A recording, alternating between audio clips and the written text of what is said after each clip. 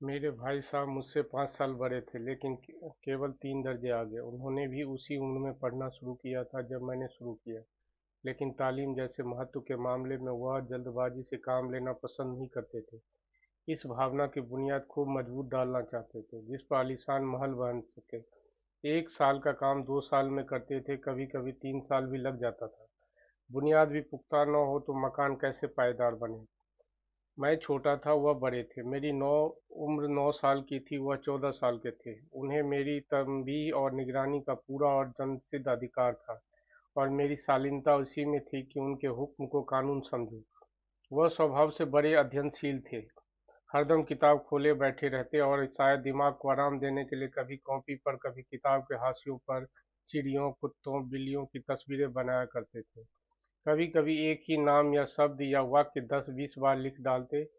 कभी एक शेर को बार बार सुंदर अक्षरों में नकल करते। कभी ऐसी शब्द रचना करते जिसमें न कोई अर्थ होता, न कोई सामंजस्य। मसलन एक बार उनकी कॉपी पर मैंने यह इबारत देखी: स्पेशल अमीना, भाइयों भाइयों, दरअसल भाई भाई, राधे श्याम, श्रीयुक्त राधे श्याम। 1 घंटे तक। इसके बाद एक आदमी का चेहरा बना हुआ था। मैंने बहुत चेष्टा की कि इस पहेली का कोई अर्थ निकालूं, लेकिन असफल रहा, और उनसे पूछने का साहस न हुआ। वह 9वीं जमात में थे, मैं 5वीं में। उनकी रचनाओं को समझना मेरे लिए छोटा मुंह बड़ी बात थी। मेरा जी पढ़ने में बिल्कुल न लगता। 1 घंटा भी किताब लेकर बैठना पहाड़ था। मौका पाते ही हॉस्टल से निकलकर मैदान में आ जाता, और कभी कंकड़ियां उछालता, कभी कागज की तितलियां उड़ाता, और कहीं कोई साथी मिल गया तो पूछना ही क्या। कभी चारदीवारी पर चढ़कर नीचे कूद रहे हैं, कभी फाटक पर सवार उसे आगे पीछे चलाते हुए मोटर कार का आनंद उठा रहे हैं। लेकिन कमरे में आते ही भाई साहब का वह रौद्र रूप तो देखकर प्राण सूख जाते थे। उनका पहला सवाल यह होता था, कहाँ थे। हमेशा यही सवाल इसी ध्वनि में हमेशा पूछा जाता था, और इसका जवाब मेरे पास केवल मौन था। न जाने मेरे मुंह से यह बात क्यों न निकलती कि जरा बाहर खेल रहा था। मेरा मौन कह देता था कि मुझे अपना अपराध स्वीकार है, और भाई साहब के लिए इसके सिवा और कोई इलाज न था कि स्नेह और रोष से मिले हुए शब्दों में मेरा सत्कार करे। इस तरह अंग्रेजी पढ़ोगे तो जिंदगी भर पढ़ते रहोगे और हर्फ ना आएगा। अंग्रेजी पढ़ना कोई हंसी खेल नहीं है कि जो चाहे पढ़ ले, नहीं तो एरा गैरा नत्थु खेरा का भी सभी अंग्रेजी के विद्वान हो जाते। यहाँ रात दिन आंखें फोड़नी पड़ती है और खून जलाना पड़ता है, तब कहीं यह विद्या आती है। और आती क्या है, हाँ कहने को आ जाती है। बड़े बड़े विद्वान भी शुद्ध अंग्रेजी नहीं लिख सकते। बोलना तो दूर रहा, और मैं कहता हूँ तुम कितने घोंघा हो कि मुझे देखकर भी सबक नहीं लेते। मैं कितनी मेहनत करता हूँ, यह तुम अपनी आंखों से देखते हो। अगर नहीं देखते तो यह तुम्हारी आंखों का कसूर है, तुम्हारी बुद्धि का कसूर है। इतने मेले तमाशे होते हैं, मुझे तुमने कभी देखने जाते देखा है? रोज ही क्रिकेट और हॉकी मैच होते हैं, मैं पास नहीं फटकता, हमेशा पढ़ता रहता हूँ।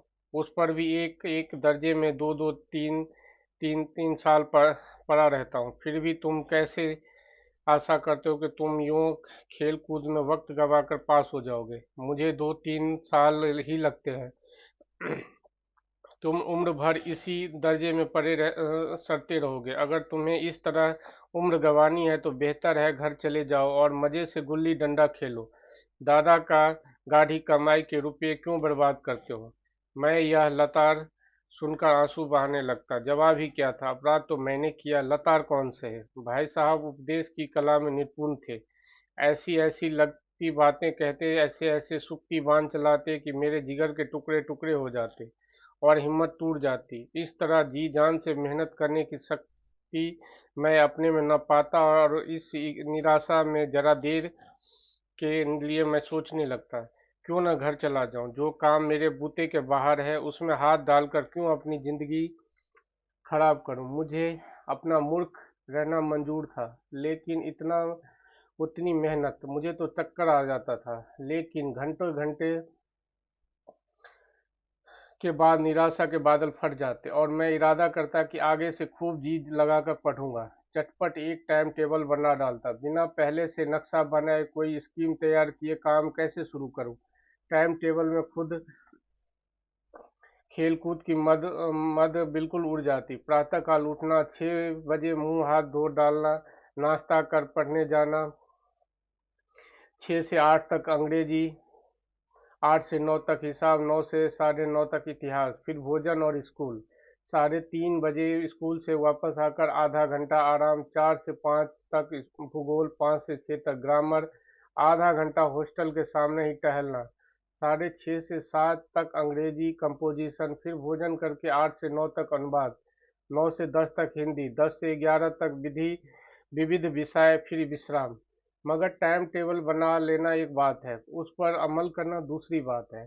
पहले ही दिन उसकी अवहेलना शुरू हो जाती। मैदान की वह सुखद हरियाली, हवा के हल्के झोंके, फुटबॉल की वह उछल कूद, कबड्डी के वह दौड़ घात, वॉलीबॉल की वह तेजी और फुर्ती मुझे अज्ञात और अनिवार्य रूप से खींच ले जाती, और वहां जाते ही मैं सब कुछ भूल जाता। वह जानलेवा टाइम टेबल, आंखें फोड़ पुस्तकें, किसी की याद न रहती, और भाई साहब को नसीहत और फजीहत का अवसर मिल जाता। मैं उनके साए में भागता, उनकी आंखों से दूर रहने की चेष्टा करता, कमरे में इस तरह दबे पांव आता कि उन्हें खबर न हो। उनकी नज़र मेरी ओर उठी और मेरे प्राण निकले। हमेशा सिर पर एक नंगी तलवार सी लटकती मालूम होती, फिर भी जैसे मीत मौत और विपत्ति के बीच आदमी मोह और माया के बंधन में जकड़ा रहता है।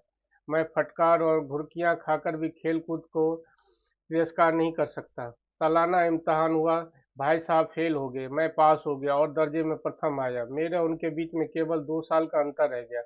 मन में आया भाई साहब को आरे हाथ थो लूं। आपकी वह घोर तपस्या कहाँ गई? मुझे देखिए, मजे से खेलता भी रहा और दर्जे में अव्वल भी हूँ, लेकिन वह इतने दुखी और उदास थे कि मुझे उनसे दिली हमदर्दी हुई और उनके घाव पर नमक छिड़कने का विचार ही लज्जापद जान पड़ा। हाँ, मुझे अपने ऊपर कुछ अभिमान हुआ और आत्मसम्मान भी बढ़ा। भाई साहब का वह रोब मुझ पर न रहा। आज़ादी से खेलकूद में शरीक होने लगा। दिल मजबूत था, मगर अगर उन्होंने फिर फजीहत की तो साफ कह दूंगा, आपने अपना खून जलाकर कौन सा तीर मार लिया। मैं तो खेलते कूदते दर्जे में अव्वल आ गया। जवान से यह हेकड़ी जताने का साहस न होने पर भी मेरे रंग ढंग से साफ जाहिर होता था कि भाई साहब का वह आतंक मुझ पर नहीं था। भाई साहब ने मुझे भांप लिया। उनकी सहज बुद्धि बड़ी तीव्र थी, और एक दिन जब मैं भोर का सारा समय गुल्ली डंडा को भेंट करके ठीक भोजन के समय लौटा, तो भाई साहब ने मानो तलवार खींच ली और मुझ पर टूट पड़े। देखता हूँ इस साल पास हो गए और दर्जे में अव्वल आ गए, तो तुम्हें दिमाग हो गया। मगर भाईजान, घमंड तो बड़े बड़े का नहीं रहा। तुम्हारी क्या हस्ती है? इतिहास में रावण का हाल तो पढ़ा ही होगा। उनके उसके चरित्र से तुमने कौन सा उपदेश लिया, या यूं ही पढ़ गए? महज इम्तिहान पास कर लेना कोई चीज नहीं है। असल चीज है बुद्धि का विकास। जो कुछ पढ़ो उसका अभिप्राय समझो। रावण भूमंडल का स्वामी था, ऐसा राजा को चक्रवर्ती कहते हैं। आजकल अंग्रेजों के राज्य का विस्तार बहुत बढ़ा हुआ है, पर उन्हें चक्रवर्ती नहीं कह सकते। संसार में उनके अनेकों राष्ट्र अंग्रेजी का आधिपत्य स्वीकार नहीं करते, बिल्कुल स्वाधीन है। रावण चक्रवर्ती राजा था, संसार के सभी महिप उसे कर देते थे। बड़े बड़े देवता उसकी गुलामी करते थे, और आग और पानी के देवता भी उनके दास थे। मगर उसका अंत क्या हुआ? घमंड ने उसका नाम निशान तक मिटा दिया। कोई उसे एक चुल्लू पानी देने वाला भी न बचा। आदमी और जो कुकर्म चाहे करे, पर अभिमान न करे, इतराए नहीं। अभिमान किया और दीन दुनिया दोनों से गया। शैतान का हाल भी पढ़ा ही होगा। उसे यह अभिमान हुआ था कि ईश्वर का उससे बढ़कर सच्चा भक्त कोई है ही नहीं। अंत में यह हुआ कि स्वर्ग से नरक में धकेल दिया गया। साहेरूम ने भी एक बार अहंकार किया था, भीख मांग मांग कर मर गया। तुमने तो अभी एक दर्जा पास किया है, और अभी से तुम्हारा सिर फिर गया, तब तो तुम आगे पढ़ चुके। यह समझ लो कि तुम अपनी मेहनत से नहीं पास हुए। अंधे के हाथ बटेर लग गई, मगर बटेर केवल एक हाथ लग सकती है, बार बार नहीं लग सकती। कभी कभी गुल्ली डंडे में भी अंधा चोट निशाना पड़ जाता है। इससे कोई सफल खिलाड़ी नहीं हो जाता। सफल खिलाड़ी वह है जिसका कोई निशाना खाली न जाए। मेरे फेल होने पर मत जाओ। मेरे दर्जे में जाओगे तो दांतों पसीना आ जाएगा। जब अलजेब्रा और ज्योमेट्री के लोहे के चने चबाने पड़ेंगे और इंग्लिस्तान का इतिहास पढ़ना पड़ेगा। बादशाहों के नाम याद रखना आसान नहीं है। आठ आठ हेनरी गुजरे हैं। कौन सा कांड किस हेनरी के समय में हुआ, क्या यह याद कर लेना आसान समझते हो? हेनरी सातवें की जगह हेनरी आठवां लिखा है और सब नंबर गायब, सफा चट, सिफर भी न मिलेगा, सिफर भी। हो किस ख्याल में? दर्जनों तो जेम्स हुए हैं, दर्जनों विलियम कोरियो चार्ल्स। दिमाग चक्कर खाने लगते हैं, आंधी रोग हो जाता है। इन विभागों के नाम भी न जुड़ते। एक ही नाम के पीछे दोयम सोयम चहारूम पंजुम लगाते चले गए। मुझसे पूछते तो 10 लाख नाम बता देता, और ज्योमेट्री तो बस खुदा की पनाह। अब अब व ज की जगह अ ज ब लिख दिया और सारे नंबर कट गए। कोई इन निर्दयी मुमतहिनों से नहीं पूछता कि आखिर अ ब ज और अ ज ब में क्या फर्क है, और व्यर्थ की बात के लिए क्यों छात्रों का खून करते हो? दाल भात रोटी या भात दाल रोटी खाई, उसमें क्या रखा है? अगर इन परीक्षकों को क्या परवाह, वह तो वही देखते हैं जो पुस्तक में लिखा है। चाहते हैं कि लड़के अक्षर अक्षर रट डाले, और इसी रटंत का नाम शिक्षा रख छोड़ा है। और आखिर इन बेसिर पैर की बातों के पढ़ने से क्या फायदा? इस रेखा पर वह लंब गिरा दो तो लंब आधा लंब से दुगुना होगा। पूछिए इससे प्रयोजन? दुगुना नहीं चौगुना हो जाएगा। यह आधा ही रहे मेरी बल्ला बला से, लेकिन परीक्षा में पास होना है तो यह सब खुराफात याद करनी पड़ेगी। कह दिया। समय की पाबंदी पर एक निबंध लिखो जो 4 पन्नों से कम न हो। अब आप कॉपी सामने खोले, कलम हाथ में लिए उनके उसके नाम को रोइए। कौन नहीं जानता कि समय की पाबंदी बहुत अच्छी बात है। इससे आदमी के जीवन में संयम आ जाता है, दूसरों का उस पर स्नेह होने लगता है, और उसके कारोबार में उन्नति होती है। लेकिन इस जरा सी बात पर 4 पन्ने कैसे लिखें? जो एक बात में कही जा सके उसे 4 पन्ने में लिखने की क्या जरूरत है? मैं तो इसे हिमाकत कहता हूँ। यह तो समय की किफायत नहीं बल्कि उसका दुरुपयोग है कि व्यर्थ में किसी बात को ठूस दिया जाए। हम चाहते हैं आदमी को जो कुछ कहना हो चटपट कहते, अपनी राह ले, मगर नहीं, आपको 4 पन्ने रंगने पड़ेंगे, चाहे कैसे जैसे लिखिए, और पन्ने भी पूरे फुल स्केप के आकार के। यह छात्रों पर अत्याचार नहीं तो और क्या है? अनर्थ तो यह है कि कहा जाता है संक्षेप में लिखो। समय की पाबंदी पर संक्षेप में एक निबंध लिखो जो 4 पन्नों से कम ना हो। ठीक, संक्षेप में तो 4 पन्ने हुए नहीं, शायद 100-200 पन्ने लिखवाते। तेज भी भरी और धीरे धीरे भी। उल्टी बात है या नहीं? बालक भी इतनी सी बात समझ सकता है, लेकिन अध्यापकों को इतनी तमीज भी नहीं है। उस पर दावा है कि हम अध्यापक हैं। मेरे दर्जे में आओगे लाला तो ये सारे पापड़ बेलने पड़ेंगे, और तब आटे दाल का भाव मालूम होगा। इस दर्जे में अव्वल आ गए हो तो जमीन पर पाँव नहीं रखते। इसलिए मेरा कहना मानिए, लाख फेल हो गया हूँ लेकिन तुमसे बड़ा हूँ। संसार का मुझे तुमसे कहीं ज्यादा अनुभव है। जो कहता हूँ उसे गिरा मानिए, नहीं पछताइएगा। स्कूल का समय निकट था। नहीं ईश्वर जाने का यह उपदेश माला कब समाप्त होती। भोजन आज मुझे निस्वाद सा लग रहा था। जब पास होने पर यह तिरस्कार हो रहा है तो फेल हो जाने पर तो शायद प्राण ही लिए जाए। भाई साहब ने अपने दर्जे की पढ़ाई का जो भयंकर चित्र खींचा था उसने मुझे भयभीत कर दिया। स्कूल छोड़कर घर नहीं भागा, यही ताजुब है। लेकिन इतने तिरस्कार पर भी पुस्तकों में मेरी अरुचि ज्यों की त्यों बनी रही। खेल कूद का कोई अवसर हाथ से न जाने देता था। पढ़ता भी मगर बहुत कम, बस इतना ही रोज का टॉपिक पूरा हो जाए और दर्जे में जलील न होना पड़े। अपने ऊपर जो विश्वास पैदा तो वह फिर लुप्त हो गया। फिर चारों चोरों का सा जीवन कटने लगा। फिर सालाना इम्तिहान हुआ और कुछ ऐसा संयोग हो गया कि मैं फिर से पास हो गया। भाई साहब फेल हो गए। मैंने बहुत मेहनत नहीं की, पर न जाने कैसे दर्जे में अव्वल आ गया। मुझे खुद अचरज हुआ। भाई साहब ने प्राणांतक परिश्रम किया, कोर्स का एक एक सब चाट गए थे। 10 बजे तक इधर उधर, 4 बजे भोर से उधर, 6 से 9:30 बजे तक। स्कूल जाने से पहले मुद्रा क्रांति ही हो गई थी, मगर बेचारे फेल हो गए। मुझे उन पर दया आती थी। नतीजा सुनाया गया तो वह रो पड़े और मैं भी रोने लगा। अपने पास होने की खुशी आधी हो गई। मैं भी फेल हो गया होता तो भाई साहब को तो इतना दुख नहीं होता, लेकिन विधि की वे बात कौन टाले। मेरे और भाई साहब के बीच में अब केवल एक दर्जे का अंतर रह गया। मेरे मन में एक कुटिल भावना उदय हुई कि कहीं भाई साहब एक साल और फेल हो जाए। तो मैं उनके बराबर हो जाऊं, फिर वह किस आधार पर मेरी फजीहत कर सकेंगे। लेकिन मैंने उस कमीने विचार को दिल से बलपूर्वक निकाल डाला। आखिर वह मुझे मेरे हित के विचार से ही तो डांटते हैं।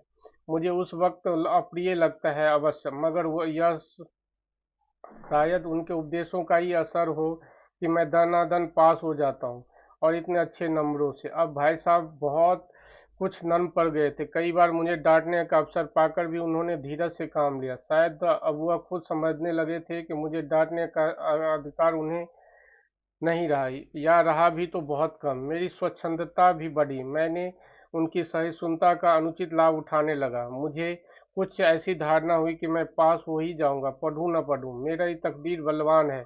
इसलिए भाई साहब के डर से जो थोड़ा बहुत पढ़ लिया करता था वह भी बंद हो गया। मुझे कनकौए उड़ाने का नया शौक पैदा हो गया था, और अब सारा समय पतंगबाजी की ही भेंट होता था। फिर भी मैं भाई साहब का अदब करता था और उनकी नज़र बचाकर कनकौए उड़ाता था। मांझा देने, कन्ने बांधने, पतंग टूर्नामेंट की तैयारियां आदि समस्या अब गुप्त रूप से हल की जाती थी। मैं भाई साहब को यह संदेह न करने देना चाहता था कि मन उनका सम्मान और लिहाज मेरी नज़रों में कम हो गया है। एक दिन संध्या समय हॉस्टल से दूर मैं एक कनकौआ लूटने बेतहाशा दौड़ा जा रहा था। आंखें आसमान की ओर थी और मन उस आकाशगामी पथिक की ओर जो मंद गति से झूमता पतन की ओर चला आ रहा था। मैंने मानो कोई आत्मा स्वर्ग से निकलकर विरक्त मन से नए संस्कार ग्रहण करने आ रही हो। बालकों की पूरी सेना लंबे और धारदार बांस लिए उनका स्वागत करने को दौड़ी आ रही थी। किसी को अपने आगे पीछे की खबर न थी। सभी मानो उस पतंग के साथ ही आकाश में उड़ रहे थे जहाँ कुछ सब कुछ समतल है, न मोटर कारें, न टाम, न गाड़ियां। सहसा भाई साहब से मेरी मुठभेड़ हो गई, जो शायद बाजार से लौट रहे थे। उन्होंने वही हाथ पकड़ लिया और उग्र भाव से बोले, इन बाजारी लड़कों के साथ धेले के कनकौए के लिए दौड़ते हुए तुम्हें शर्म नहीं आती? तुम्हें इसका भी कुछ लिहाज नहीं कि अब नीची जमात में नहीं हो, बल्कि 8वीं जमात में आ गए हो, मुझसे केवल एक दर्जा नीचे हो। आखिर आदमी को कुछ तो अपनी पोजीशन का ख्याल रखना चाहिए। क्या जमाना था कि लोग 8वां दर्जा पास करके नायब तहसीलदार हो जाते थे। मैंने कितने ही मिडलचियों को जानता हूँ जो आज अव्वल दर्जे के डिप्टी मजिस्ट्रेट या सुपरिटेंडेंट हैं।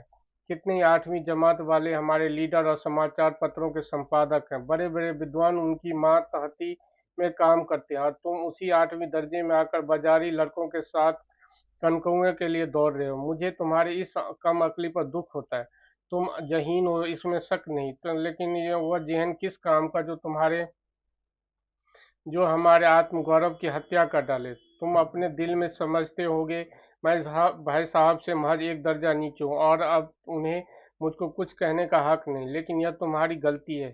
तुमसे 5 साल बड़ा हूँ, और चाहे आज तुम मेरी ही जमात में आ जाओ, और परीक्षकों का यही हाल है, निस्संदेह अगले साल तुम मेरे समकक्ष हो जाओगे, शायद 1 साल बाद मुझसे भी आगे निकल जाओ। लेकिन मुझ में और तुम में जो 5 साल का अंतर है, उससे तुम क्या खुदा भी नहीं मिटा सकता। मैं तुमसे 5 साल बड़ा हूँ और हमेशा रहूंगा। मुझे दुनिया का और जिंदगी का जो तजुर्बा है, तुम उसकी बराबरी नहीं कर सकते, चाहे तुम एमए और डीलिट और डीफिल ही क्यों ना हो जाओ। समझ किताबें पढ़ने से नहीं आती, दुनिया देखने से आती है। हमारी अम्मा ने कोई दर्जा नहीं पास किया, और दादा भी शायद 5वीं 6ठी जमात के आगे नहीं गए। लेकिन हम दोनों चाहे सारी दुनिया की विद्या पढ़ लें, अम्मा और दादा को हमें समझाने और सुधारने का अधिकार हमेशा रहेगा। केवल इसलिए नहीं कि वे हमारे जन्मदाता हैं, बल्कि इसलिए कि उन्होंने दुनिया का हमसे ज्यादा तजुर्बा है, और हमेशा रहेगा। अमेरिका में किस तरह राज व्यवस्था, और 8वें हेनरी ने कितने ब्याह किए, और आकाश में कितने नक्षत्र हैं, जब बातें चाहे उन्हें न मालूम हो। लेकिन हजारों ऐसी बातें हैं जिनका ज्ञान हमें हमसे और तुमसे ज्यादा है। दैव न करे आज मैं बीमार हो जाऊं, जो तो तुम्हारे हाथ पांव फूल जाएंगे। दादा को तार न देने के सिवा तुम्हें और कोई न सूझेगा। लेकिन तुम्हारी जगह दादा हो तो किसी को तार न दे, न घबराए, न बदहवास हो। पहले खुद मर्ज पहचान कर इलाज करेंगे, उसमें सफल हुए तो किसी डॉक्टर को बुलाएंगे। बीमारी तो खैर बड़ी चीज है। हम तो अब इतना भी नहीं जानते कि महीने भर का खर्च महीना भर कैसे चला। जो कुछ दादा भेजते हैं उसे हम 20-22 तक खर्च कर डालते हैं, और पैसे पैसे को मोहताज हो जाते हैं। नाश्ता बंद हो जाता है, धोबी और नाई से मुंह चुराने लगते हैं। लेकिन जितना आज हम और तुम खर्च कर रहे हो, उसके आधे में आधा अपनी उम्र का बड़ा भाग इज्जत और नेकामी के साथ निभाया और कुटुंब का पालन किया है, जिसमें अब सब मिलकर 9 आदमी थे। हम अपने हेडमास्टर साहब को ही देखो, एमए है कि नहीं, और यहाँ के एमए नहीं, ऑक्सफोर्ड के 1,000 रुपये पाते हैं, लेकिन उनके घर का इंतजाम कौन करता है? उनकी बूढ़ी माँ। हेडमास्टर साहब की डिग्री यहाँ बेकार हो गई। पहले खुद घर का इंतजाम करते थे, खर्च पूरा न पड़ता था, कर्जदार रहते थे। जब से उनकी माताजी ने प्रबंध अपने हाथ में ले लिया है, जैसे घर में लक्ष्मी आ गई है। तो भाईजान, यह गरुड़ दिल से निकाल डालोगे तुम मेरे समीप आ गए और अब स्वतंत्र हो। मेरे देखते तुम बेराह चलने पाओगे। अगर तुम यूं न मानोगे तो मैं थप्पड़ दिखाकर इसका प्रयोग भी कर सकता हूँ। मैं जानता हूँ कि तुम्हें मेरी बातें जहर लग रही है। मैं उनकी इस नई युक्ति से नतमस्तक हो गया। मुझे आज सचमुच अपनी लघुता का अनुभव हुआ और भाई साहब के प्रति मेरे मन में श्रद्धा उत्पन्न हुई। मैंने सजल आंखों से कहा, हरगिज नहीं, आप जो कुछ फरमा रहे हैं वह बिल्कुल सच है। आपको उसके कहने का अधिकार है। भाई साहब ने मुझे गले से लगा लिया और बोले, कनकौए उड़ाने को मना नहीं करता, मेरे भी जी ललचाता है, लेकिन करूं क्या? खुद बेराह चलूं तो तुम्हारी रक्षा कैसे करूं? यही कर्तव्य भी तो मेरे सिर है। संयोग से उसी वक्त एक कटा हुआ कनकौआ हमारे ऊपर से गुजरा। उसकी डोर लटक रही थी। लड़कों का एक गोल पीछे पीछे दौड़ा चला आता था। भाई साहब लंबे हैं ही, उछलकर उसकी डोर पकड़ लिया, बेतहाशा हॉस्टल की तरफ दौड़े। मैं पीछे पीछे दौड़ रहा था। Thank you. कहानी यहीं समाप्त होती। Like, subscribe and share.